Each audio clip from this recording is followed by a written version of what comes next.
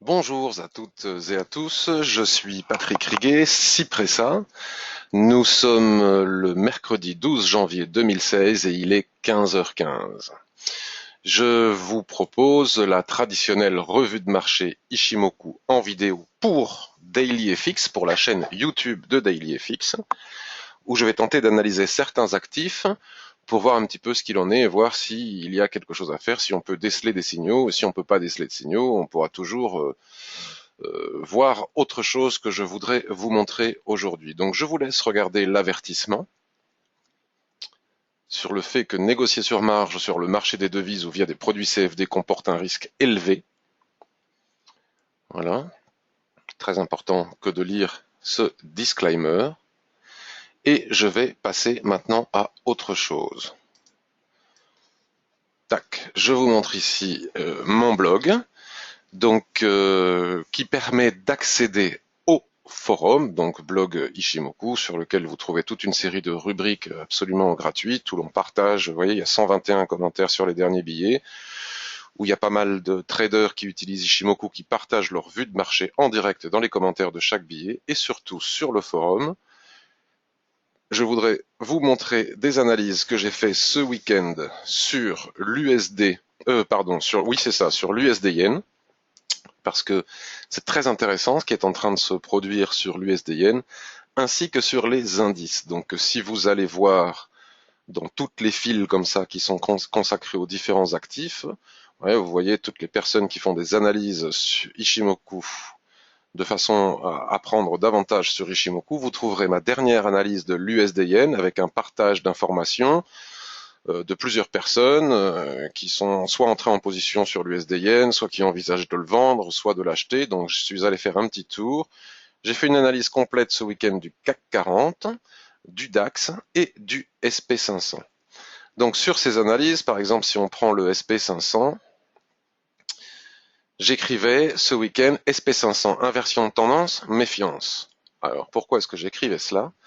Parce que suite au mini crack boursier qui s'est produit en Chine la semaine dernière, nous avons eu une forte correction du SP500 et j'ai lu sur les réseaux sociaux que pas mal de traders envisageaient une dégringolade profonde des indices américains, du DAX, du CAC 40, etc. Donc il suffit d'aller sur le forum, de cliquer sur les images pour les agrandir. Je parle de la Kijun en mensuel sur le SP500, de l'alignement de Kijun et SSB en support sur le weekly et surtout une forte survente indiquée par Tenkan-sen. Vous allez voir la puissance de Tenkan-sen et daily aussi un fort éloignement des prix vis-à-vis de la Tenkan-sen. Survente, attention, les prix ne peuvent durablement rester si éloignés de la Tenkan. Rebond possible et probable à envisager. Donc je vous propose maintenant que nous allions faire un petit tour sur ces différents actifs. Donc je vais commencer par le SP500 puisque je viens de vous parler du SP500 et que selon moi, vous le savez, le SP500 est vraiment l'indicateur, le maître étalon de tous les autres indices. C'est-à-dire que les autres indices, selon moi, montent si le SP500 monte, stagnent si le SP500 stagne, etc. Donc où en sommes-nous aujourd'hui suite au post que j'ai fait ce week-end sur le SP500? Donc on va reprendre le graphique mensuel ensemble qui est absolument intéressant. Regardez, au moment où j'écrivais le post, vous voyez, on va enlever ce rectangle jaune qui est ici, on va le refaire après. Nous pouvons constater deux choses. La première, c'est que la tendance demeure parfaitement haussière et n'est absolument pas menacée pour le moment, même si elle s'essouffle considérablement, ça c'est indéniable et on ne peut pas dire le contraire. Le nuage reste parfaitement bien orienté, la SSA, la SSB. Nous avons un superbe nuage, nous avons une tendance absolument magnifique qui était remise en question, non, mais qui s'essouffle, oui. Et surtout, ce que j'indiquais, c'est que pour la première fois, alors on va enlever cette droite noire qui est aussi, ce que j'indiquais sur le forum, c'est que pour la première fois, la Kijun mensuelle était menacée, puisque si l'on part depuis 2012, vous voyez, le mois de mars 2012, la Tenkan a parfaitement bien soutenu cette incroyable tendance, et la Kijun Sen n'avait jamais été menacée depuis 2012, ce qui est totalement rare et assez puissant comme mouvement, hein, parce qu'en général, la Tenkan n'est pas suffisante, selon moi, pour soutenir aussi durablement une tendance. Il y a vraiment quelque chose d'extraordinaire dans ce mouvement. Et pour la première fois, vous voyez, nous avions eu la Kijun ici sur ces alignés. Les prix étaient venus faire des mèches sur la Kijun alignée. La Kijun vient de se mettre à plat. Et nous avons eu ce chandelier qui a traversé en séance, puisque nous ne sommes que le 12 du mois, donc on ne peut pas parler de clôture. On ne sait pas si elle va casser ou si elle ne va pas casser. Pour le moment, elle est menacée pour la première fois, vous voyez, elle pourrait casser pour la première fois, mais ce n'est pas du tout fait pour le moment à l'heure où on parle. Et je pense vraiment qu'il est totalement prématuré de vendre en swing trading à long terme, d'imaginer pouvoir vendre un point haut suite à cette chute là, il y en a déjà eu des chutes préalables. C'est pas totalement dramatique. On a une série de chandeliers de retournement, vous voyez, puis on a cette magnifique configuration en chandelier de retournement. Mais les chandeliers de retournement nous indiquent un retournement possible, mais ne nous donnent pas d'objectif. Donc il va falloir faire quand même très attention à la Kijun-sen. Tant qu'elle n'est pas cassée, je ne pense pas qu'on puisse ne serait-ce que parler d'inversement de début d'inversement de tendance. On pourrait très bien avoir un appui sur la Kijun-sen ici pour repartir faire des nouveaux plus hauts. Mais bon, pour le moment, c'est tout à fait hypothétique. Donc, selon moi, il est peut-être prématuré d'acheter en swing trading pour aller viser de nouveaux plus hauts historiques, comme il est tout à fait prématuré à l'heure où je parle, où j'écrivais ces lignes ce week-end pour envisager une correction plus importante tant que la Kijun-sen ici n'est pas cassée. C'est vraiment très important. Mais nous avons d'autres indications, comme quoi il était prématuré, selon moi, de vendre dès l'ouverture des marchés ce week-end les indices américains et toute autre chose. J'expliquais que Ishimoku possède un système très puissant pour nous indiquer les niveaux de survente et de surachat, qui est la Tenkan-sen. C'est extrêmement fiable. Vous pouvez observer qu'à chaque fois que les prix s'éloignent trop de la Tenkan-sen, qui a pour vocation de coller au prix, la Tenkan-sen, c'est un mouvement qui n'est jamais durable. C'est-à-dire que la Tenkan-sen doit pouvoir revenir coller au prix. Donc soit on a un pullback, on a une correction, on a un mouvement dans le sens inverse des prix qui permet au prix de revenir chercher la Tenkan, soit on peut rentrer dans une période de stagnation, de range, qui permettra à la Tenkan de revenir coller au prix. Mais tant que les prix sont très éloignés de la Tenkan, nous sommes dans une situation de survente.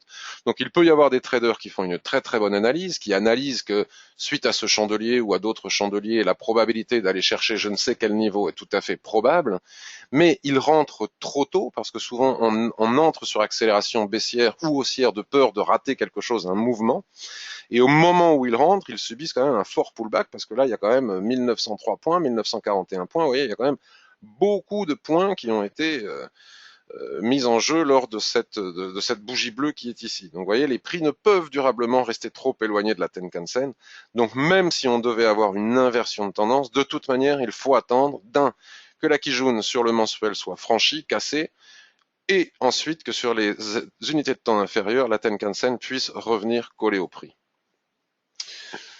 On peut observer autre chose.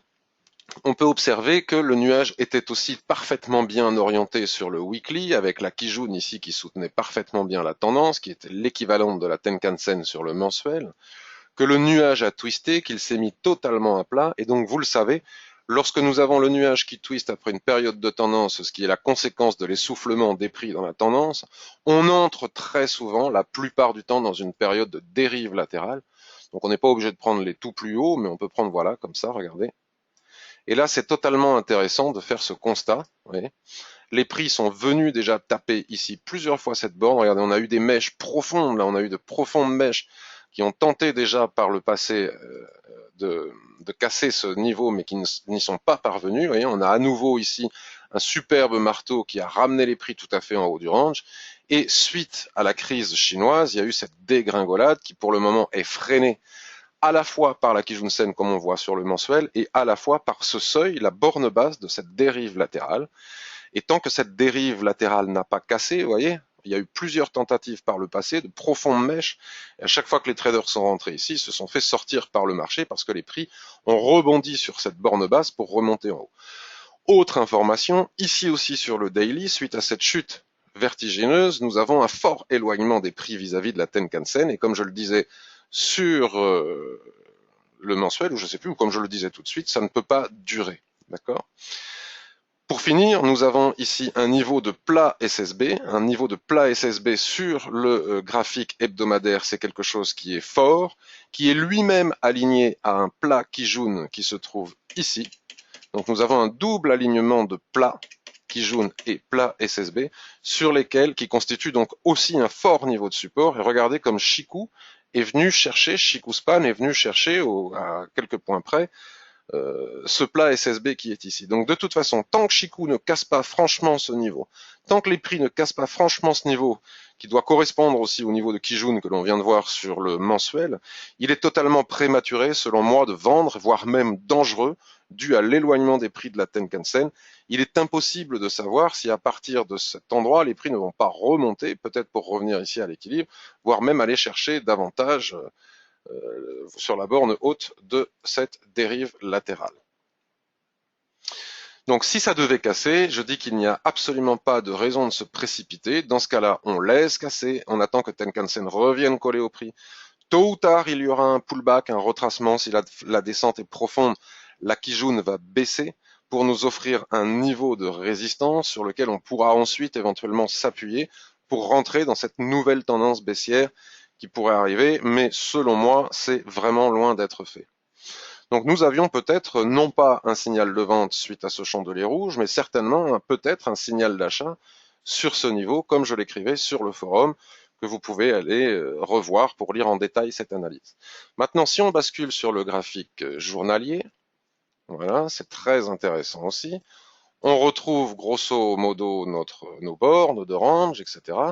Nous voyons que nous avons un support supplémentaire ici qui correspond aux mèches que l'on voit sur le weekly. Donc si ce niveau venait à casser en séance, en intraday par exemple, pour le moment ça n'a pas été fait, regardez la mèche qui est ici avec ce petit doji. Ici, si ça se confirme ce soir en clôture, pour le moment c'est totalement prématuré aussi, nous aurions une étoile le matin sur support qui pourrait nous renvoyer au minimum sur les 1982, voire bien davantage. Et là aussi nous avons une forte situation de survente, donc Tenkan doit revenir coller au prix, soit on va faire du range comme ça, soit les prix vont revenir au minimum chercher ce niveau de résistance, voire davantage, comme je le disais, par rapport au weekly, au range weekly. Ensuite, si ça casse ici, si le ratio le permet, alors si on attend la clôture daily, à mon avis, on ne pourra pas rentrer en clôture daily, puisque si la bougie clôture ici, on met le stop au-dessus, on n'a plus le ratio nécessaire de 2 pour 1 pour pouvoir entrer en position, mais peut-être qu'on peut envisager d'entrer en intraday, mais enfin, selon moi, c'est dangereux. Regardez cette mèche, elle est redescendue jusqu'ici, elle est remontée, il y a quand même pas mal de points. Il est à mon avis nécessaire d'attendre de casser tous ces niveaux de support, attendre un pullback et revenir dessus. C'est un moment un peu particulier où on arrive sur des seuils clés vraiment importants et où le trader, selon moi, doit entrer en mode patience. Voilà pour le SP500. Donc maintenant, à partir du SP500, comme je disais que c'est le maître étalon, si on bascule sur les autres indices, par exemple, on va aller voir le DAX et le CAC 40, que nous sommes nombreux à bien aimer trader. Donc là, je suis sur du 5 minutes. J'ai pas eu le temps de nettoyer mes écrans, je vous prie de m'excuser, je vais le faire tout de suite. Je vais enlever toutes les lignes qui sont à l'écran, qui me servent de repère pour l'intraday, où je trace tous les plats. La situation est totalement similaire et semblable à celle que l'on peut observer sur le SP500. Nous avons ici sur le mensuel une Kijun qui avait absolument bien soutenu ici les prix, qui elle a cassé, vous voyez, bon, au niveau de la Kijun orientée, comme ça c'est moins important qu'au niveau du plat, et qui est de nouveau en train d'être menacée ici. Et tout va dépendre de ce que fait le SP500. Si le SP500 casse les supports que nous venons de voir ensemble, il est probable que même presque plus que probable, que le DAX accompagne le mouvement du SP500 et fasse exactement la même chose. Pour le moment, nous sommes dans une zone comme ça d'attente, et c'est pas du tout gagné que l'on puisse casser ce niveau, et même si on venait à casser ce niveau, il va quand même falloir faire très attention parce que nous avons des niveaux de support supplémentaires qui sont ceux que l'on observe ici, même si on n'avait pas tracé cette droite chartiste, de toute façon le niveau on l'avait simplement avec l'Ishimoku, vous voyez, il suffit de tracer ici le plat Tenkan, tac, ici, on en a un autre juste au-dessus, et regardez, c'est exactement ce niveau qui depuis maintenant 1 mois, 2 mois, 3 mois, là on est le 4e mois que le marché vient tester. Donc là, si on casse ici, on peut venir chercher ce niveau en intraday, c'est-à-dire les 9462, voire les 9200 derrière. Il n'y a qu'à ce moment-là qu'on pourra envisager peut-être de parler de début d'inversion de tendance, d'autant plus que Chikou doit passer sous les prix. Elle reste parfaitement bien au-dessus des prix. Pour le moment, la Tenkan-sen reste au-dessus de la Kijun-sen. La configuration reste haussière, même s'il y a un essoufflement sérieux. Mais ici aussi, il était tout à fait prématuré d'envisager des ventes ou la dégringolade telle que j'ai pu le lire sur les réseaux sociaux. Si on bascule maintenant sur le weekly, je vais essayer d'aller un peu plus vite puisque de toute façon c'est exactement la même chose. On voit ici que nous avions un nuage parfaitement bien orienté, un twist ici qui a donné le range que l'on a ici. Vous voyez,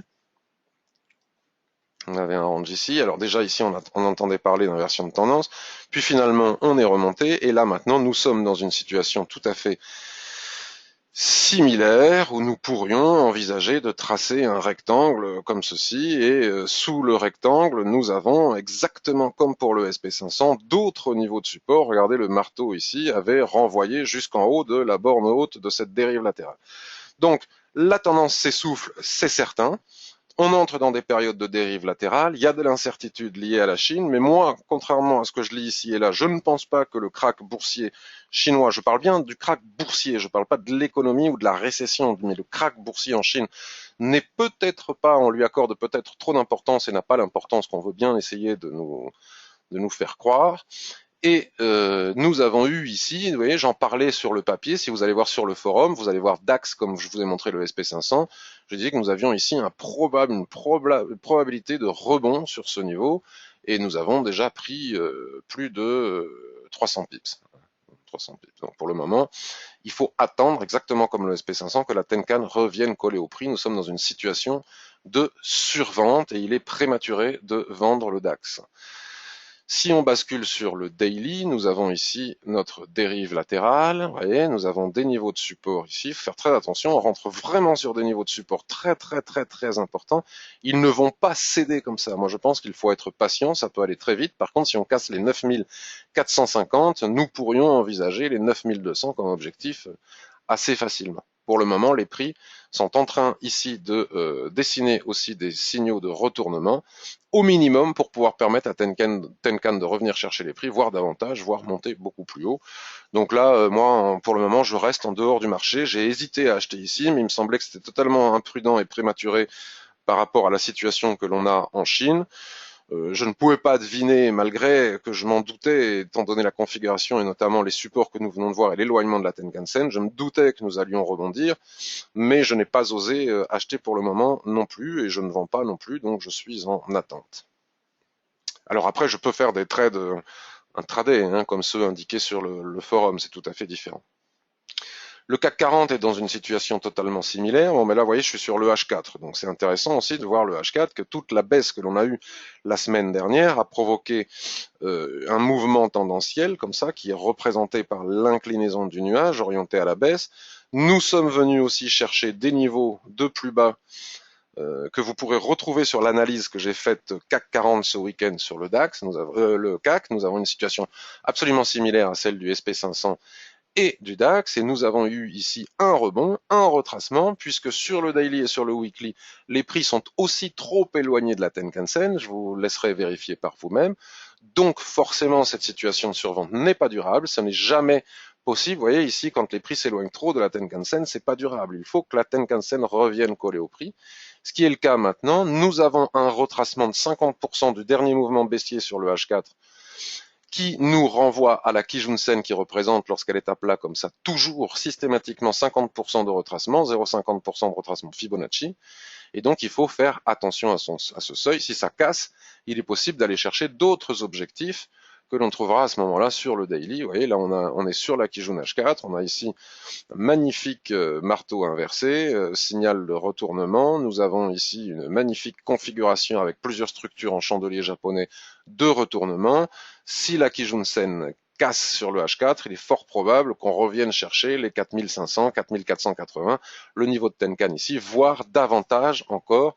Si on remonte sur les unités de temps supérieures, on va voir quelque chose de totalement similaire à ce que l'on a vu sur le DAX Et on pourrait tracer un triangle ici, nous pouvons tracer un range ici, le nuage est totalement plat, il twist, borne basse du range, là où se trouvent les mèches qui sont ici, probabilité d'aller chercher en haut si on devait dépasser les 0,68 de retracement sur le H4 par exemple, le 61,8 de retracement, il est fort probable qu'on se retrouve sur ces niveaux tout à fait élevés, ou en tout cas sur la borne du probable triangle qui est ici, mais il était encore une fois totalement prématuré de vendre à l'ouverture des marchés, en particulier parce que nous sommes sur des niveaux de support forts qu'il faut être capable de voir sur les unités de temps supérieures comme le mensuel et le weekly, et ne jamais oublier que l'éloignement de la Tenkan-sen ne permet pas un mouvement durable. C'est tout à fait rassurant parce que si l'on hésite à vendre, on se dit oh là là, si jamais on perd 3000 pips, 2000 pips, s'il y a un crack, s'il y a je sais pas quoi, s'il y a je suis pas dedans, je vends, et puis poum, on se fait attraper par le retracement. Donc lorsque cela arrive et que ça arrive, les cassures se font très loin de la Tenkan-sen, il est absolument pas nécessaire de se précipiter, c'est quelque chose qui ne peut pas durer dans le temps. On attend que la situation se stabilise pour éventuellement sereinement reprendre des ventes. Il n'y a aucune urgence à se précipiter à la vente lors des accélérations baissières, surtout pas. Cela nous amène naturellement à l'USD-Yen. Alors si vous suivez mon journal sur le forum, vous savez que je me suis battu toute la semaine dernière avec l'USD-Yen. J'ai fait 3 achats de l'USD-Yen, donc j'ai peut-être eu tort, j'ai certainement eu tort parce que ça n'a pas fonctionné. Les 3 fois, je suis sorti au break-even, c'est-à-dire à zéro, après avoir été notamment sur le dernier, le jour de NFP, avoir été à plus de 100 pips de bénéfices. Bon, mais finalement, les prix ont retracé et à chaque fois, j'ai perdu mes bénéfices et j'ai été sorti. Alors certains me disent, mais comment est-ce que l'on peut accepter de laisser s'évaporer 100 pips? Mais 100 pips, les pips n'ont pas d'importance. Ce qui est important, c'est le pourcentage de risque que l'on accepte par trade. Donc si on trade en swing trading, à moyen terme, c'était le cas, je voulais atteindre les 120,50 sur l'USD Yen, donc je suis rentré avec un stop qui représentait 1% de mon capital. Donc 2% de mon capital si je gagne, puisque je cherche un ratio de 2 pour 1, 2% de mon capital si je gagne le trade. Donc si je sors à 100 pips, ça fait beaucoup moins que ce que j'avais prévu, je ne respecte pas mon ratio, ça n'a pas d'intérêt. Donc c'est pas une question de pips, c'est une question d'argent proportionnellement au pourcentage investi. 100 pips, ça veut rien dire. On peut gagner peu avec 100 pips, comme on peut gagner beaucoup avec 10 pips. Tout est question de levier et de pourcentage de risque maximal. Je rappelle qu'il ne faut pas risquer plus de 1%, bon, parfois 1,5% de son capital par trade. Donc c'est pas très grave si j'ai été sorti 3 fois. La prochaine fois que je ferai ce type de trade, peut-être je sortirai à nouveau à zéro, puis il suffira que je gagne une fois pour éliminer toutes les éventuelles pertes précédentes et puis dégager d'intéressants bénéfices. Bon, c'est frustrant, c'est contrariant, mais c'est comme ça, c'est pas très grave, c'est pas une question de pips. L'USD-Yen. Donc l'USD-Yen, il y a des copains de très bons traders, utilisateurs de l'Ishimoku aussi, qui ont vendu ou qui voient la probabilité d'une chute de la paire pour aller rejoindre je ne sais plus quel niveau exactement. Certains parlent de 115, d'autres de 113, etc., etc. Donc on va revenir sur le mensuel. Et on voit qu'on a une situation quand même similaire à celle des indices. Nous avons une tendance qui est incroyable, soutenue par la Tenkan-sen. Donc il est tout à fait logique vu la configuration de retournement probable qu'on a en haut ici, mais qui n'est pas confirmée tant qu'on ne casse pas le support que je vais vous montrer, il est tout à fait probable et tout à fait pertinent d'envisager une correction qui puisse nous ramener sur le plat qui jaune si jamais il se met à plat ici. Il est probable qu'il se mette prochainement à plat vu l'essoufflement de la tendance, ou le plat Tenkan qui est ici, voire davantage. Mais il ne faut pas se précipiter non plus. Parce que d'une part, même sur le mensuel, nous sommes sur une situation de survente, c'est-à-dire que les prix sont trop éloignés de la Tenkan-sen. Regardez ici, cette accélération, elle a duré quand même un certain temps parce que c'est du mensuel. Mais il n'y a pas de raison de se précipiter. Il faut que la Tenkan colle au prix. Et puis surtout, on peut tous voir ensemble, regardez, nous sommes toujours dans cette configuration qui est à la fois une configuration de retournement, mais qui demeure une configuration haussière si on prend ces chandeliers. Ces chandeliers, là, nous avons toujours une configuration en chandelier japonais qui reste haussière dans toute la structure par rapport à ce chandelier. Et puis surtout, ce que l'on peut voir, là où je vais faire des petits ronds avec ma souris ici, c'est que ce niveau, encore une fois, n'a pas cassé depuis très longtemps. Il a été testé ici, testé. On est redescendu sur cette droite noire que j'ai tracée ici, qui correspond au plat SSA que nous avons à droite du graphique. Tant que la zone n'est pas cassée, je pense qu'il est prématuré de vendre. Mais ce n'est que mon opinion, et bien entendu, je n'ai pas du tout la prétention d'avoir raison. En tout cas, moi, je ne vends pas, et j'ai tenté plusieurs fois d'acheter comme ça sur les différents supports que l'on a eu, parce qu'il y a eu plusieurs supports, il y en a eu ici. Bon, à chaque fois, on est redescendu. Tant qu'on ne casse pas ce niveau, je ne pense pas qu'il soit pertinent pour le moment de se précipiter à la vente. Si on bascule sur le graphique hebdomadaire pour voir un petit peu ce qu'il en est, on retombe un petit peu sur nos pieds dans une configuration similaire à celle des indices. Nous avions ici un fort support. D'accord. On avait ici un fort support que j'ai tenté d'acheter donc plusieurs fois. Enfin, c'était peut-être pas ici, je sais plus où c'est exactement, puisque c'était la semaine dernière, et là c'est loin d'être la semaine dernière. C'était en intraday, il y a dû y avoir bataille sur ce niveau. Ce niveau a cassé, c'est ce qu'on m'ont fait remarquer les copains, et ils ont raison. Sauf que juste en dessous, nous avons le niveau que j'ai tracé sur le weekly, qui est un support réel, vous voyez. Et c'est exactement le niveau qui est en train d'être travaillé actuellement. Et regardez encore une fois l'éloignement des prix vis-à-vis de la Tenkan-sen. Donc il faut attendre. Il faut attendre. Ici, il y a peu d'espace pour entrer en position, peut-être en très court terme, mais certainement pas à partir d'unités de temps élevées. Il faut attendre que tous ces niveaux cassent. On a aussi la SSB ici à 115,57. Il faut faire très attention avant d'entrer swing et aller viser 113 ou je ne sais quel autre niveau. Si on prend le daily, donc il y a une forte bataille, toute la semaine dernière, il y a eu une bataille sur le niveau que je vous montrais précédemment. Ici, ce niveau a cassé en force, éloignement de la Tenkan-sen. Regardez, les prix attendent que la Tenkan-sen revienne coller. Donc on pourrait faire une période de range en attendant que la Tenkan-sen vienne coller au prix. Et suite à cette période de range, s'il casse par le haut, on pourra viser des objectifs haussiers. S'il casse par le bas, on pourra viser des objectifs baissiers. Là, il y a une centaine de pips à prendre sur les unités de temps inférieures. Et puis bien davantage, regardez, bien davantage, ici il y a un fort espace où on pourra chercher davantage de points.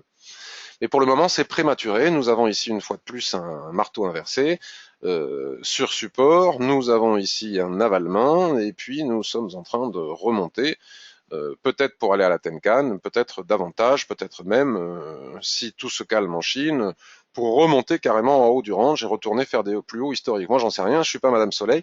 En tout cas, il m'est apparu prématuré de vendre ici ce seuil des 117, bien que il soit encore possible que ça cède pour partir plus bas. À ce moment-là, j'attendrai que ça casse, que les lignes de l'Ishimoku descendent, que la situation se stabilise, que l'écartement entre Tenkan et Kijun-sen s'amoindrisse s'il est excessif, que les prix, que la Tenkan revienne coller au prix, et sur pullback, toutes les lignes de l'Ishimoku baisseront, et nous aurons largement le temps d'entrer à la vente en swing trading. Si on bascule sur une unité de temps plus courte, par exemple le H4, regardez, on voit bien ici ce superbe doji qui a renvoyé les prix au minimum sur la Kijun-sen. Donc là, certaines personnes disent, on est sur la Kijun-sen, est-ce qu'on peut pas vendre? Oui, donc dans une tendance, on peut tout à fait, comme c'est le cas ici, voyons, on a une tendance baissière, on peut tout à fait s'appuyer sur les plats Kijun pour vendre. Regardez ce super doji ici qui permettait au minimum d'aller chercher ces points ici, mais la tendance risque de s'arrêter, la tendance interne que l'on a dans les grandes dérives latérales des unités de temps supérieures risque de s'arrêter sur ce niveau. Donc lorsque l'on arrive sur la borne basse d'un range, d'une dérive latérale, un fort support sur hebdomadaire ou sur mensuel, la tendance que nous avions sur les unités de temps plus courtes peut s'arrêter, et quand on est si proche de cette résistance, je pense qu'il n'est pas nécessaire et utile de s'appuyer ici et maintenant sur la Kijun pour aller chercher les plus bas. Si ça marche très bien, mais moi je ne le fais pas parce que je tiens compte de ce fort support que l'on peut observer sur le weekly et sur le mensuel. Donc tous les jours pour DailyFX, je publie la quotidienne Ishimoku concernant l'euro USD. Donc on va regarder un petit peu l'euro USD ensemble. Donc j'ai tracé des lignes partout, je ne sais plus à quoi elles correspondent. C'est des lignes que je suis allé chercher sur les unités de temps supérieures. Donc on va tout recommencer ensemble. Je vais juste laisser ce canal chartiste qui est tout à fait intéressant. Vous voyez, on a une dérive latérale, voilà, dans un canal. Ici, le nuage s'est mis à plat de nouveau après un twist. Il est fort probable qu'on fasse un range qui puisse ressembler à quelque chose comme ça, peut-être moins élevé. Voilà, il faut chercher la borne basse en reliant plusieurs points. Ici, si c'est le cas, nous sommes en train de travailler la zone d'équilibre. Il faut franchir ce seuil de zone d'équilibre ici.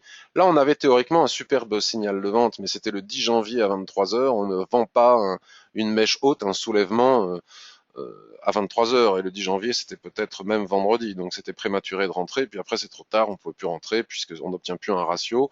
On aurait pu éventuellement entrer ici. Maintenant, c'était 3 heures du matin. Donc là, pour le moment, il n'y a rien à faire sur l'euro USD. Chikuspan reste sous les prix. tant qu'elle n'est pas... Ah non, où est-ce qu'elle est Shikusan, par contre? Elle est là coincée entre plusieurs zones, mais si les prix viennent à casser la zone d'équilibre ici, repasse sous le niveau de Plakijun qui est ici, il est probable qu'on revienne chercher les 1,0781 qui, souvenez-vous, 1,08 avait été pendant très longtemps la borne basse de l'ancien range qui avait duré entre 1,10 et 1,08 tout le mois de décembre. Donc pour le moment, lorsque l'on est sur la zone d'équilibre, comme ça, de la probable dérive latérale, qui peut conduire ici, mais s'il y a un rebond ici, ça peut repartir par le haut pour aller chercher de nouveaux plus hauts. À ce moment-là, il est préférable de s'abstenir aussi et d'attendre de franchir les niveaux suivants pour pouvoir venir chercher ce niveau. Si ce niveau casse, il est aussi possible de venir chercher le bas de ce canal. Nous avons un autre niveau de support sur le chemin vers ce canal, qui est très important, qui est celui-ci, celui qui a retenu les prix. Entre autres, vous voyez là, les chartistes, si on n'est pas chartiste, on a les droites de l'Ishimoku ici, un plat SSB ici, aligné à un superbe plat Kijun ici, qui nous donne un superbe niveau de résistance. Donc on est au milieu du gué, on attend de voir ce qui va se passer sur ce seuil. Si ce seuil casse, il y a un petit morceau de gâteau à venir chercher ici, puis ensuite, le prochain niveau important qui se trouve ici à 1,06. Si on fait une analyse sur une unité de temps un petit peu plus élevée, donc là je vais vite parce que ces revues de marché ne sont pas des cours Ishimoku. Quand je donne des cours, je le fais beaucoup plus lentement, j'explique les choses beaucoup plus en détail. Là, ici, ce n'est pas le cas. Donc là, c'est intéressant aussi de voir ce mât et de voir que nous sommes toujours dans la configuration de ce mât, sous le nuage ici daily qui vient de twister et qui pourrait nous donner un objectif tout à fait intéressant sur ce niveau, comme je le disais tout à l'heure. Voilà.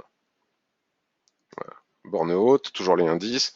Borne basse, les 1,06. Pour le moment, il faut attendre de franchir les niveaux que nous sommes en train de travailler actuellement.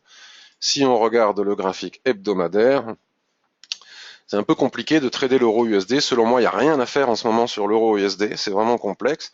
Nous avons ici le nuage parfaitement bien orienté à la baisse. Les prix sont coincés à la fois sous ce niveau de plat Tenkan ici, qui représente la borne basse que j'ai tracée ici, sont coincés ici par la Tenkan-sen maintenant depuis plusieurs semaines. Il faut vraiment attendre de franchir ces niveaux. À la hausse, ce sera difficile d'aller chercher beaucoup plus de points parce qu'il y a vraiment beaucoup de support. Si on passe sous la Tenkan-sen, il est fortement probable qu'on vienne chercher le niveau plus bas qui est ici. Mais pour le moment, ce n'est pas fait. Il faut vraiment attendre. On est dans une période de stagnation où, selon moi, il n'y a pas grand-chose à faire sur cet actif. Donc voilà, je pourrais, j'allais regarder l'AUD-USD puisqu'on en parle aussi sur les réseaux sociaux de l'AUD-USD. Nous sommes là sur le H4 dans une configuration tout à fait baissière.